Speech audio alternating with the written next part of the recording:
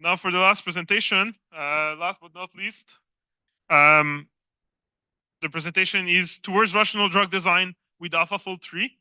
And the presentation is by Max Jaderberg. So Max is the Chief AI Officer at Isomorphic Lab, an alphabet company where he reimagined the entire drug discovery process from first principle with AI-first approach. Previously, he was a research scientist at DeepMind and led the open-ended learning research team.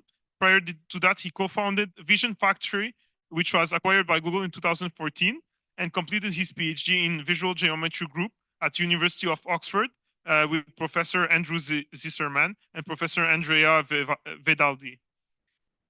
His main research interest is in AI and deep learning for drug discovery at the moment, and he will be presenting AlphaFold 3. Thank you.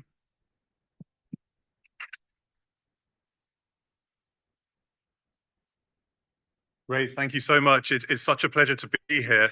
I've been coming to this conference for the last few years now, I think since the beginning, and it's amazing to see how this forum has been evolving over the years. All of the incredible work that's being presented out there, very, very inspiring to see, indeed. So I'm going to be talking on behalf of some amazing teams at Isomorphic Labs and Google DeepMind behind a lot of this work. And I've been at Isomorphic Labs since the beginning of the company. Started about 2.5 years ago, spun out of DeepMind, and really our core mission is to think about how can we get therapeutics into the hands of patients at a scale and efficiency that you can't even think about today because of the many bottlenecks in drug discovery. And at the core of that, we're trying to answer this question of how can we use artificial intelligence to redefine drug design. And I really use the word redefine in the strongest sense here. I think there's a lot of opportunity to go into the workflows of the current medicinal chemists and biologists and the drug designers, go into those workflows and create models that plug in and improve certain parts of that. But at some point, there's a bigger ticket item here, which is if our models, and as our models get more and more accurate and start to be able to replace certain parts of the experimental pipeline, we really need to go into these workflows and completely shake them up and completely change the processes that go on behind drug design. So, a lot of us are from a tech background. I'm in particular, we all love this exponential growth in tech that we see, particularly in compute power. We just get more and more compute over time. And we know now that if we're able to, create the right machine learning modeling paradigms, I think of things like large language models of image generation, we're able to actually ride that exponential curve of compute really, really successfully. Now, on the other side of things, I'm in drug discovery, where actually productivity has been on an exponential decline. Right? There's no shortage of disease burden in society and our world, but the actual number of drugs being produced per $1 billion spent has been exponentially decreasing. Right? So it's taking more and more money to develop new therapeutics. So there's maybe a big opportunity to bring these two worlds, exponential increase, exponential decline, together and see what happens. And I think that's really a huge opportunity out in front of us. So when I think about how we're trying to do this at Isomorphic Labs, there's going to be a lot of different bottlenecks in the drug design process. And here you can see some of the different stages in drug design. Starting on the left, you've got things like target discovery and target validation. So that's thinking about, okay, we want to target a particular disease, but what's actually, the protein target that we want to modulate here that we think is going to affect the disease state, of cells, of people ultimately. Then there's this middle section of chemistry. Once we have this target protein or system that we want to modulate, how can we produce chemical matter, molecules that will go in and actually, bind to these systems and change the way that they function. And then not just change the way that they function, but actually we want these things to be good drugs. So we have to do what's called lead optimization to make them better and better molecules that can actually put into people, maybe even take as a pill. It'll get to the right place of the body. It won't have any toxic side effects. and will be broken down in the right way. And then, of course, there's the whole business of then you've got to take these molecules into the clinic and see efficacy in real people, and that's a massive bottleneck. So there are these 4 bottlenecks we think about in general. The first is on understanding disease biology. What are the targets we should be going after and that are really going to change, the function of disease? Then there's bottleneck 2, which is all about molecular design. Okay, we have a target. How can we design a molecule to go in and modulate these targets? Then there's the third bottleneck of actually assessing compound quality and toxicity. So as we put these molecules into people, do they actually behave as we expect, but will they also interact with other parts of the body, other cellular systems, and have really adverse side effects that we don't want? And then there's another bottleneck, which is bottleneck 4, which is about, and I think this is more of an industry-wide bottleneck, which is that, for some targets, you can spend 10 years trying to crack, molecule design to get something that you might go into the clinic with. But at the end of that, do you get any transferable lessons? Do you build any transferable pieces? That means that the next target is going to be quicker and easier to work on. And I think it's this ability to scale drug design across many different targets that we really need to go after fundamentally. So we're doing a lot of research at ISO on all of these, targeting all of these different areas. We've been focused a lot in bottleneck 2 on the chemistry side of things, but really, across this space. And today I'm going to talk about, one particular area of research that we've been doing, which is for this new model AlphaFold 3, which is really targeting bottleneck 1 and 2. This is the evolution of the AlphaFold lineage, looking at structure modeling.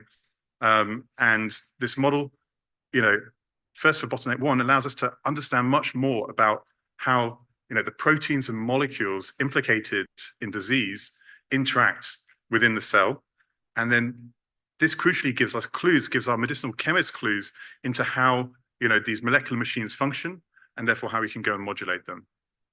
And then the second is that it allows medicinal chemists to actually design and test their designs, potentially purely in silico, so they can see how changes in, atoms in the designs of these molecules actually translate into the 3D structure that's forming with these targets.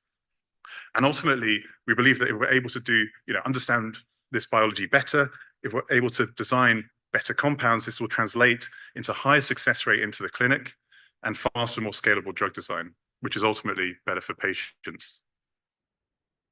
So structure prediction is really a key enabler in drug discovery. It gives us, on one hand, better understanding of biology. It allows us to, begin to answer questions like, how do proteins interact with the cellular world around them? These proteins don't act in isolation. They form these interfaces with other proteins, creating these, DNA, RNA, small molecules, creating these amazing molecular machines. That is what, functions. And it really allows us to ask, what are these key interfaces? Then our drug designers can go in and think about how to create molecules that maybe disrupt that interface, or maybe even strengthen that interface, depending on what functional output you want. And then on the other side, structure prediction allows us to do what I call rational structure-based drug design. So answer questions of things like, how will an introduced ligand interact with our target interface?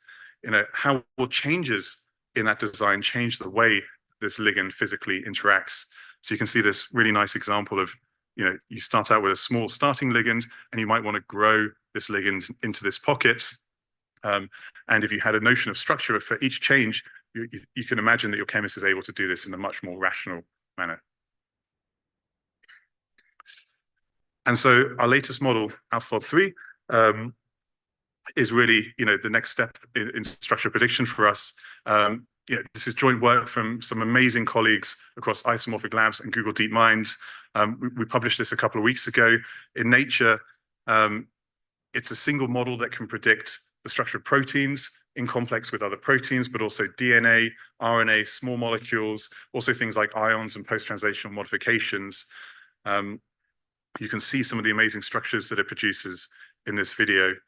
And really the core of the model, it takes some of the amazing parts of AlphaFold 2 and takes these ideas a bunch further. Actually, in my mind, it simplifies a lot of AlphaFold 2 as well. It's now a diffusion model, for example. And this model sets a new state of the art for protein-protein, protein-ligand, protein-nucleic acid structure prediction. And crucially for us, it enables new approaches to do in silico drug design. So I'm going to talk about this model and some of the applications of it in the rest of the time. All right. So first, I'm going to do a little overview of the model architecture. This is the high-level neural network architecture of the model. There's a lot of boxes here and a lot of complexity underneath this. And we'll try to dig into a little bit of this, but I'd say it's probably quite dense. I can answer a lot of questions maybe after we've wrapped up the conference and later on. But there's lots of cool stuff in here. High level, this is what the model looks like. AlphaFold 3, at the core is a conditional generative model. The conditioning is provided by your inputs, which is the sequences of protein, the amino acid sequences for the different proteins or nucleic acids that you want to fold together with the SMARS strings of ligand molecules. These inputs are processed after featurization by a pretty chunky trunk, which probably forms the core of the parameters of this network. And this provides the conditioning to a diffusion model. And the diffusion model generates the output, which is a sampled structure of all atom coordinates, of all the 3D coordinates of every atom in the system that's specified as in the inputs. And you can see in the right, this animation shows actually this really is a generative model. It's sampling different conformation or states of the system. How meaningful those conformational states are, I think, remains a big question mark. But it's cool to see this flexibility at least. In addition, there's a confidence head of this model, which takes the conditioning as well as the sampled structure, a particular sampled structure here, and produces a whole range of confidence values, which can be associated with particular residues, particular atoms, and the pairwise interactions between these atoms and residues. So in comparison with AlphaFold 2, this is the network architecture of AlphaFold 2, where you have your input sequence and MSA and templates. Then you have this evoformer and structure module with the dreaded iterative point attention. When we think with respect to AlphaFold 2, this basically replaces evoformer with pairformer and replaces this structure module with actually what I think is a much simpler diffusion head on top. So the first question that we had to ask when thinking about, okay, how do we put these different biomolecular types together in a single model is, what is that computing unit? How do we tokenize, proteins, nucleic acids, small molecules, ions all together? This turns out to be fairly simple. A token is pretty much just a residue for standard things like standard protein, amino acids, nucleic acid residues. And then for things like ligands and ions, it's a single token per atom for a small molecule. And so we just concatenate, tokens from amino acids with tokens from atoms from small molecules if you've got a system of, for example, a protein and a small molecule. And then on the output space, we think about coordinates of these things. These coordinates are also ordered by token. You just have a fixed size array of number of tokens by number of atoms up to a maximum number of atoms, where you just mask out the atoms that aren't used for that particular token. So if you've got something like an amino acid or a nucleic acid, you might have multiple atoms which have an X coordinate associated with that token. But if you have something like ATP, which is a small molecule, you'll have multiple entries for each atom, with only one X coordinates per token here. The rest is masked out. So in that way, we have sort of fixed sized objects that we can do, lovely compilable deep learning on. So the first step of the network is to do featurization of the inputs. These input sequences and ligands go through, something quite similar to AlphaFold 2. You have the genetic search and template search for proteins and nucleic acids. For small molecules, these are represented by first generating conformers with RD-Kit, and then embedding these things with the ligand embedder, which is this atom transformer. There's also a template module and an MSA module for both of those respective respectively. I think the MSA is much simplified compared to AlphaFold 2. A lot less processing there. So more of the processing of the evolutionary information is pushed into the shared trunk of AlphaFold 3. So that was one of the design decisions there. Then looking at that trunk, this trunk takes in a single representation, which is number of tokens by channels, as well as a pair representation, which is number of tokens by channels. The pair representation allows the network to represent the interactions perhaps between some of these tokens. And this pair former, on the single representation is essentially a transformer with an attention bias, which comes from the pair representation. And for the pair representation, the processing is a sequence of triangular attention updates and a transition. And you can think of this as like a simplified version of the Evo former from AlphaFold 2. And then finally, in the network, you have the diffusion module. This module is doing Gaussian diffusion on continuous 3D atom coordinates. This builds on the really amazing work of Karas et al. From NVIDIA, that framework, but then applied to coordinates. So this paper elucidating the design space, diffusion models applied to image generation in pixel space. Actually, a lot of those techniques can be transferred into 3D atom coordinate space. There are some really nice tricks, things like skip connections between inputs and outputs, noise-dependent scaling of your outputs of your network, and initialization of your weights so that you get unit loss across all noise levels at the beginning of training. The conditioning to this diffusion model comes from the single embeddings that have been processed by the trunk. The pair embeddings that have been processed by the trunk, they get projected to these pair bias terms for the transformers within this diffusion model. And then the diffusion model itself takes in, has a series of attention layers. Some are local atom level attention blocks. So the model can attend to all the local atoms, I think within 128 atoms there.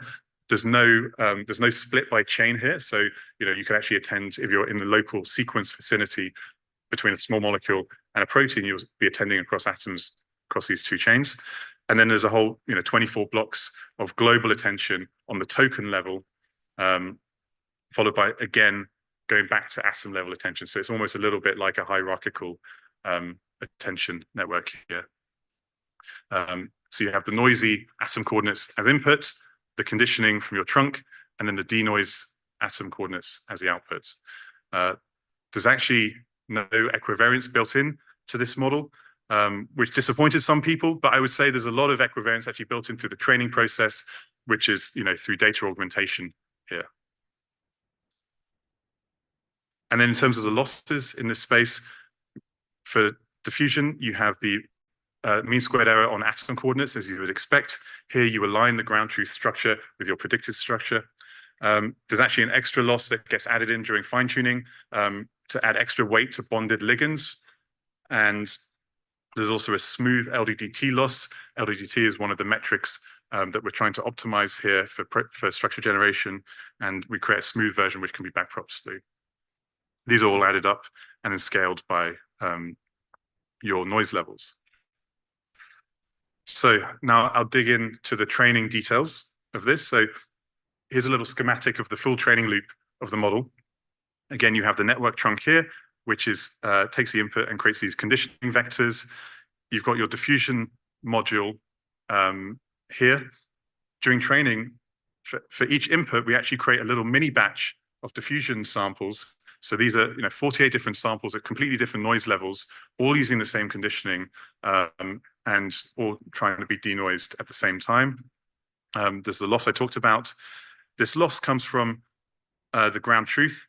Here, the ground truth, because we've got this biomolecular complex, which can have multiple chains, multiple copies of the same protein in this complex, you could have, you can also have these carbon rings where how you label the individual carbons of this carbon ring, you can start from any single point on that ring.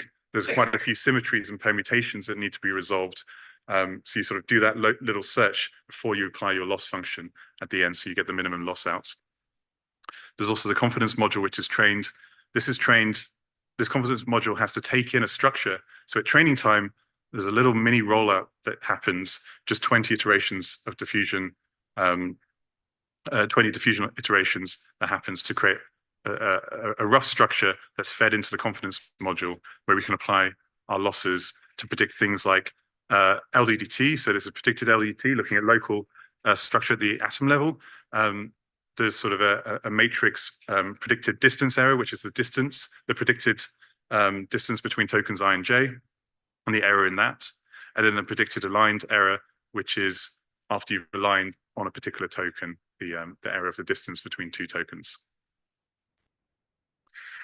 This is what training looks like, split by a whole bunch of different metrics that we measure during training. So you can think of these as different interfaces that we're training for. So you have protein-ligand interface, protein-protein interface, but also internal LDDTs for particular biomolecular types. So intraprotein, that just means how good are you at folding just a particular protein with respect to itself. Protein-ligand would be how good are you at folding a protein with respect to a small molecule ligand. You can see most of the action happens in training very early on, but there's a long tail of performance improvements, including these multiple fine-tuning stages.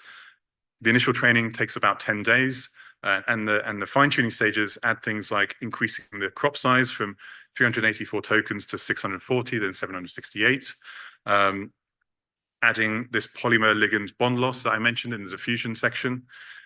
It also adds in this transcription factor distillation set, which allows the model to, forces the model to learn to recognize, where transcription factors will bind to particular parts of DNA versus not. Adds in things like more chains, and also adds in more confidence measures as we go through these fine-tuning stages. And you can see the impact of some of these fine-tuning stages, I think probably most pronounced here on the bottom right, which is the, protein-protein interface LDDT. You can see that actually this is steadily increasing, and even in these fine-tuning stages, we're getting a bump in performance here. This is probably due to increasing the crop size in these stages, where you're seeing much more of the context and much more of the interfaces in these later stages. So now we train the model, we'll have a look at some of the results. These are on our test sets and some of the benchmarks that are out there in the world. I think across the board, the model achieves a new level of performance for all of these protein molecule interfaces. Starting with protein ligand interface, we see large improvements in protein ligand structure accuracy. I think there's a big jump here compared to some of the docking-based methods.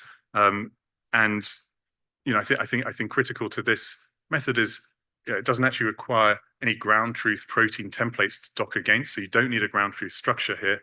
The only input is the amino acid sequence. There's also the ability to leak some of the structure or leak some of the information into this model. And if you, for example, leak the pocket information or some of the pocket information into this model, you can get a pocket condition structure prediction, which is, again, has a bump in accuracy, but not too much, actually. Then looking at structures involving DNA and RNA, we see large improvements in protein nucleic acid interface prediction. For protein RNA and protein DNA prediction, we see actually doubling in accuracy compared to the other existing methods. And even in just sort of pure nucleic acid only structure prediction, we see quite strong performance here.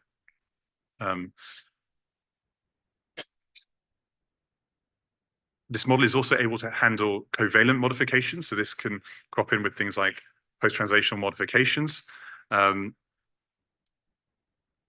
There's a really interesting example here where you can see this is actually a complex between this protein over here and a peptide, which is this sort of wiggly worm-like thing at the top. This peptide actually has a serine which has been modified to this phosphoserine. And if you represent this peptide in AlphaFold 3 with the standard amino acid of serine, the model will actually place the peptide down here in the wrong position with respect to the ground truth. If you represent this properly as a covalent modification, then the model is able to pick up actually where this is meant to be and places this very, very good with respect to the ground truth. And you can see some of the side chain detail here, which is implicated in the binding mode of this peptide. And then finally, on the protein-protein class, this model is actually even improved slightly upon AlphaFold 2 in terms of just actually proteins by themselves. There's about a 10% bump in accuracy with proteins interacting with other proteins, so the protein-protein interface in general. I think what's really interesting, though, is that if you look at some subclasses of interfaces for protein-protein interactions, there have been big increases in accuracy. And one very notable one for therapeutic design is in antibody-protein interfaces, where there's been a big increase in accuracy with respect to AlphaFold 2.3 multimer. Also really interesting from my point of view is that for this model, you can run, because it's a stochastic model, it's a generative model, you can run a number of seeds, and with the confidence heads, you can pick out of those seeds the structure which has the most confidence. With antibody protein interfaces, you can see that this actually just keeps increasing in a log linear fashion with the number of seeds, which is quite cool. And then finally, for confidence, we see that this model produces a suite of confidence metrics, which actually quite accurately tracks the errors of the predictions that it makes. So here's an example with of protein-protein interfaces. On the y-axis is the DocQ score, which the higher the better. This is almost a measure of ground truth accuracy here. And on the x-axis is the predicted distance error that comes out of the model for this interface type. And you can see that as the predicted error increases, that DocQ score decreases. So the model has some, self-awareness of where it gets things wrong. So, okay, this is all well and good, but so what? At the end of the day, for application to drug discovery and drug design, we can create these amazing test sets. We do a lot of filtering on these test sets to make sure that there's low homology to train sets, that we have lots of examples in our test set with completely novel interfaces. We create these general average performance metrics, and they look good. But at the end of the day, we need to observe a tangible translation into novel real-world examples that we work with into the lab. And the cool thing is we're actually able to see that generalization to completely novel cases. We're actually using this model day to day for real drug design on some of our partnerships with people like Novartis and Eli Lilly. So it's really exciting to see. What I will do is show some examples, some particular examples. These are case studies from literature, which show some of the novel generalization that we can get out of this model. Of course, these are cherry picked, but they show some of the novelty that's available. So in this example, here we see the model. This is an example which has a completely novel fold. This is an interface in a fold that isn't seen anywhere during training between two proteins with a small molecule in between, and the model is able to correctly identify that. Really interestingly, in this example, again, this is a complex of multiple proteins with a small molecule here. This is an allosteric binding site. So this is where this small molecule binds to this protein, not in the standard pocket that people know about, into a pocket that no one ever knew about before this paper. So the fact that the model, AlphaFold 3 is able to pick up on this binding mode, gives us confidence that we're able to use this model to design molecules for allosteric sites, which is of great interest for drug design. Here's another case study for another really challenging example. This is for a target called KRAS, which is considered an undruggable target in the field. In August last year, there was this amazing publication that came out which characterized a new potential compound which modulates this. And with that, they published a structure. This is actually a molecular glue. So it's a small molecule that comes in, binds to KRAS, as well as binding to this other protein, CYPA, brings these things in complex. This is a completely novel ternary complex. This has not been seen before during training. And actually even more, this compound 1 has a covalent attachment, which is not specified as the input. So the model is able to work out, actually, this model probably covalently bonds to the protein here. So the way that this is predicted is by taking the inputs, that would be the amino acid sequence of KRAS together with the amino acid sequence of CYP, then put the SMILE string of compound 1, which you can see over here from the publication, together with the SMILE string of GNP, which is a cofactor that they crystallize this with. Now, again, because this model is stochastic, and this is a really hard example, we run this a lot of times, maybe 250 times, and we get a whole distribution of poses and structures out of this. Here in this graph in the bottom right, you can see every dot here is a different structure predicted by AlphaFold 3. The x-axis is the RMSD, the protein ligand pocket RMSD with respect to the ground truth published structure. And you can see that there's quite a spread in RMSD here. So a lot of the predictions the model actually gets wrong, right? But the model also has a confidence head, which scores for each of those predictions, how confident am I in this particular interface? And you can see if we select the top 3 confidence head predicted poses, we get the pose which is published here. So, this gives us a lot of confidence in being able to use this for really challenging cases. And finally, I want to show this example. This is a target, again, a study that was published, a cancer target. Here, the authors are doing drug design step by step. So first, they created this ligand 1, which we folded, and we show really good quality with respect to the ground truth. Then they keep elucidating the design of this, so adding on atoms to make this a stronger and stronger binder in the publication. And you can see for this next step, the model is again able to predict the structure really accurately with respect to the experimentally crystallized structure from the authors.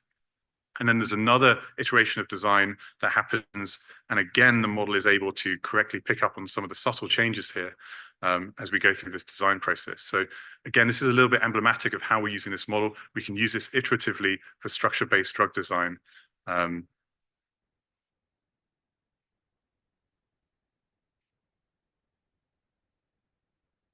Now, of course, this is not a perfect model. This is a machine learning model. It gets things wrong all the time. There's a lot of limitations. I think some of the key ones from my point of view, first is that, I talked about this being a generative model. It can sample different conformations. That's all well and good, but actually the coverage of conformations can be limited. It depends on different situations. Particularly if you've got examples when the training set, you'll see only one conformational state of a particular protein or a particular complex. The model is a statistical model at the end of the day, so we'll be biased towards that. So here's an example where the model is biased to the hollow state, the state which is bound to a small molecule, even though it's being predicted in the apo state. Another one of the limitations is, of course, this is a generative model. It's going to hallucinate things.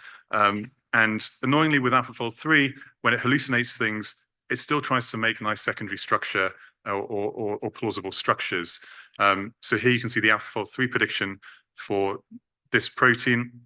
There's a lot of disordered regions of this protein, but AlphaFold 3 seems to be predicting some sort of structure here.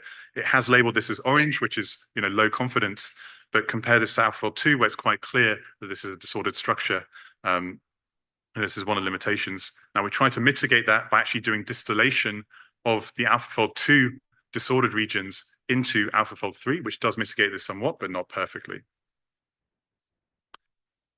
And finally, as we scale up the input to large structures, we can see that we actually get clashing of some of the molecular elements of these large structures. So, for example, in this example, we have this self-overlapping of DNA, and also overlapping of 2 different protein chains, which is, of course, nonsensical.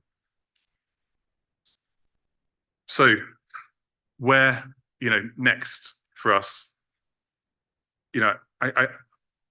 I started by saying, structure is really important and critical for drug design. I say that actually structure is not the goal for us, right? It's actually just a proxy for function for us, right?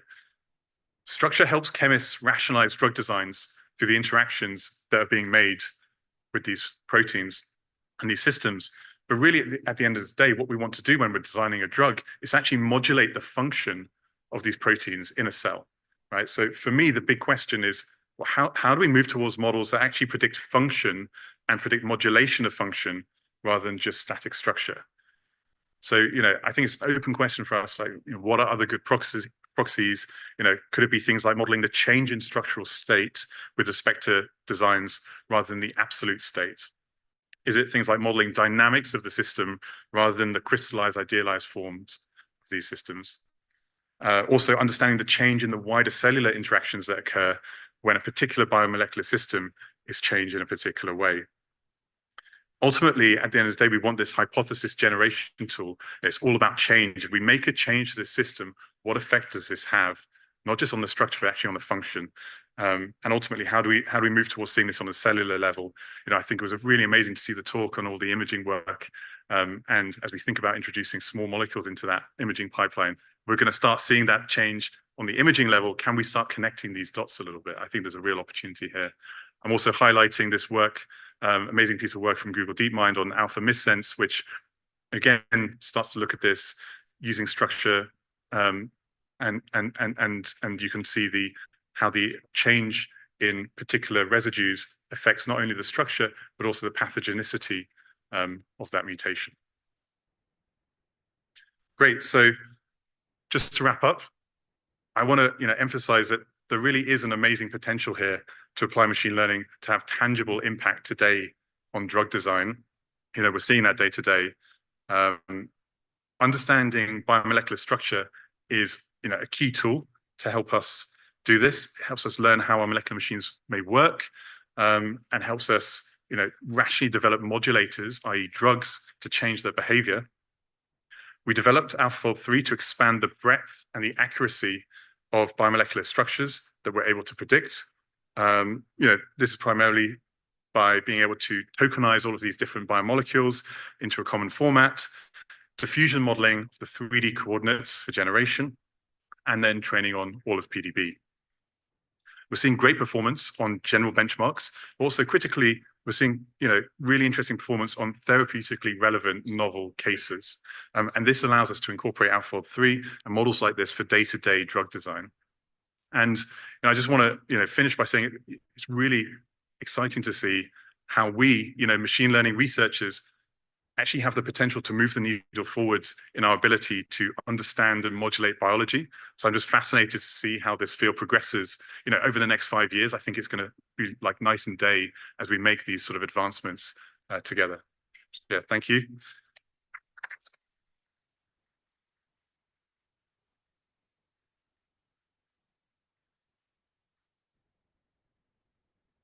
Thanks a lot for the amazing talk. It was really interesting to learn about AlphaFold 3 and especially something that was released so recently. I think it's fair to say that AlphaFold 2 was, I don't know, was a breakthrough that boosted a lot the field of machine learning for drug discovery. And it's great to see that we can still improve on that. We can still progress on that.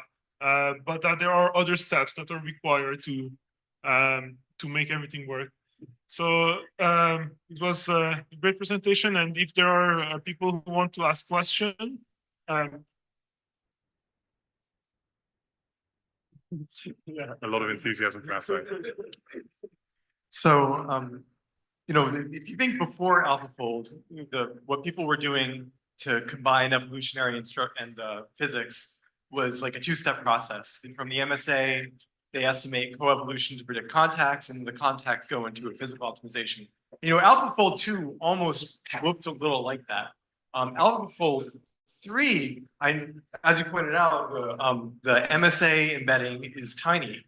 So the evolutionary information is just going into this pairformer, and we don't know really if it's using evolutionary information or if it's doing physics inside the pairformer. Is there any way to dissect it and understand how it actually works? Yeah, I think understanding how it actually works would be, really interesting. I think it's fair to say that there's a lot left unexplored. The MSA is very, very useful here. So, if you remove it, you decrease performance. It's clearly using that evolutionary information. I also saw some great analysis by Sergey O on how this new MSA module actually approximates some of the more traditional analysis you might do on these MSA matrices. Interesting. Who was that? I can post some of this later, perhaps on the portal. But yeah, I think, exactly what is learned in this network, like how much of it is physics, how much of it is evolutionary information, is very hard to disentangle this. We do see great generalization to completely novel cases, which would, obviously indicate that there's some extrapolation, some notion of physics there. But at the same time, we see a lot of biases with respect to training data. So, it's still a statistical machine. Yeah.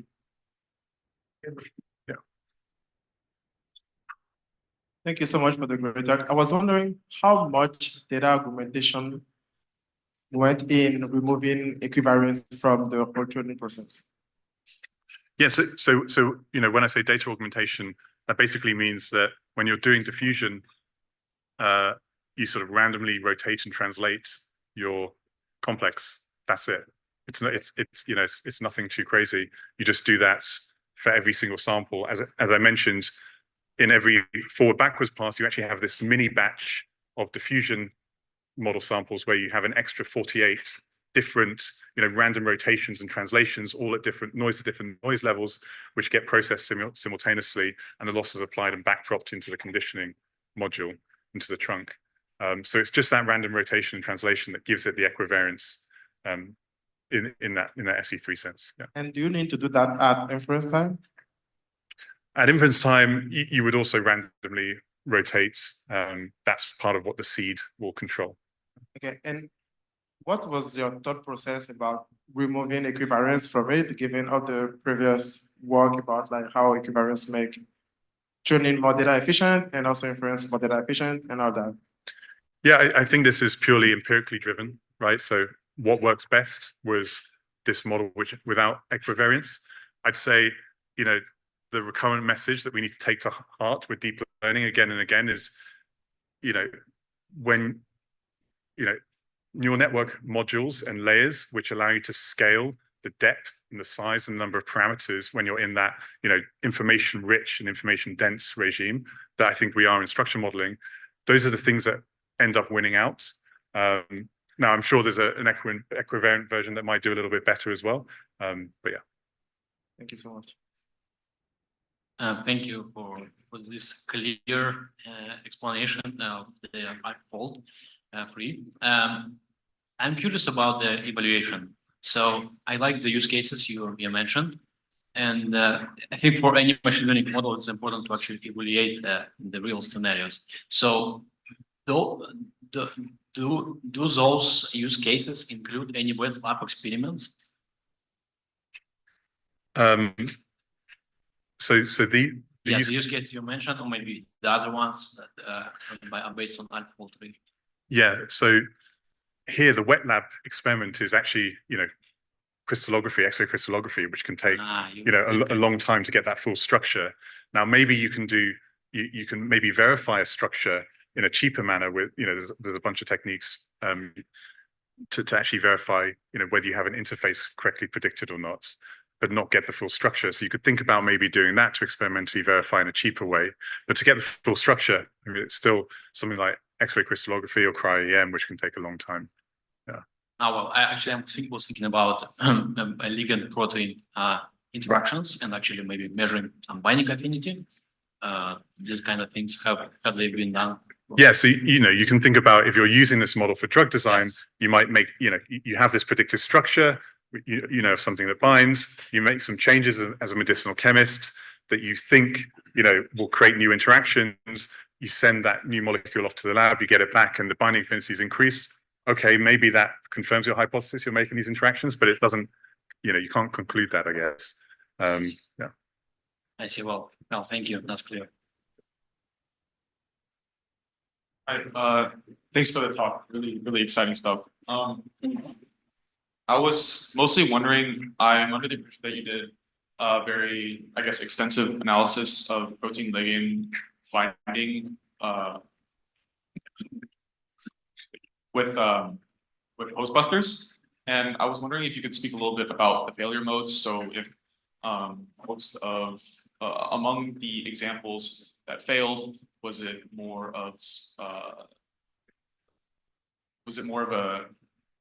a failure mode that had to do with the ligand conformer itself, so in space, or maybe like invalid bond lengths or angles, or if it was more to do with its pose within the binding site of the protein?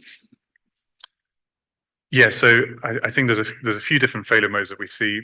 A little bit of failure mode on stereochemistry, which is always this recurrent thing. A little bit of failure mode on like some of the bond angles, but then really when we look at the performance of this model, on ligand protein, it's really the novel category where you have a complete, a novel ligand with a novel protein. There, the performance is lower than if you had any known element of this. So I think it's, there's always a decrease in performance with respect to novelty in general. Okay, so is it? I don't remember exactly if you had that. If you mentioned that in the paper or not. Is there? So how significant is the drop off when you have, say, a novel ligand and a novel protein compared to if one or both have been seen before? I can't remember the exact numbers. It's something on the order of like 10% or something like that. Okay, thank you. Hi, thanks for the talk. You mentioned that AF3 is way more stochastic than AlphaFold 2. And I noticed that in the protein-protein benchmark that you were reporting, you ran inference 1,000 times and kind of selected the best pose from that. And similarly, in the KRAS example, I think it was 250. Yeah. Right now, the daily cap for requests is 20 for public access. And I was wondering if there are any plans to kind of increase that cap or just generally make the model more accessible. Yes. So, with respect to the cap, I don't know how this will change over time. On the server, we'll be releasing, the model weights and inference codes, in due course, which means that, people can just run this as much as they want for academic use. Yeah. So, thanks. Hi, thanks so much for the talk. I had two quick questions. One, I was curious if you saw the blog post recently by Inductive, the strong baseline for AlphaFold 3, where they used like multiple conformers in Mila and then Mila re-ranking and got similar performance but with rigid docking. I was just curious what your thoughts were on that as a baseline. Yeah, I think there's, we've done tons of analysis internally as well on docking methods using, lots and lots of compute on docking and ensembles of different methods. I'm sure there's going to be many ways that we can start to like reach this performance with other methods. That's kind of the exciting bit about this, right? And I think there'll always be a space for docking because of maybe some of the, at least for now, like how computationally fast it can be. But if you don't have that decent template to dock onto, or you don't know, with docking, you need to know the pocket information because you need to draw your box that you're sampling from. If you don't have that information, what do you do? Again, there's probably heuristics that you can do, but this offers another framework that you can try out. Thank you. And then the second question was, I guess, how do you see this being used in small molecule drug discovery as far as, is it more so this like iterative approach where chemists are testing theories of like, oh, if we have this functional group, how does it change the conformation and iterating on it like that? Or do you see it also being used in large scale screens? Or do you think that the current compute requirements are a limiting factor for that? I think there's many ways this could be used. And I don't think, I think it will take a long time to sort of explore that long tail of creative ideas of how we can use this. I think we saw with AlphaFold 2, there was a lot of, what I call dark knowledge in this model, right? Ways that you could start extracting new types of function, maybe with a bit of extra, playing with your conditioning, maybe with a bit of fine tuning over here and there. I'm sure there's a lot that can be done here. I think yes, we can use this for like iterative drug design, like I showed. Another interesting case is you found a binder or there's a literature reported binder, but no one knows how it functions. Then you can, maybe start to get a picture of what pocket it's targeting and what are the key interactions or the key states of this system. And given enough compute, yes, you can run this for large scale screens as well. Thanks so much. Yeah, so this will be the last question before we close the conference. Hey, thank you for a great talk. Any comments on how these opportunities and potentials generate to membrane proteins? Because membrane proteins are a lot harder to get structures and Yeah. also resolution tend to be lower. Yeah. Membrane proteins definitely fall in that sort of harder category of things to model, where the general performance will be lower of this. But there are still quite good success rates here, modeling things like GPCRs. I saw some really cool community experiments where people put in lipid-like molecules and actually started to see that how these proteins sit with respect to the membrane. So yeah, this still can be used. Maybe the performance is lower than the top line average performance, but not disastrous.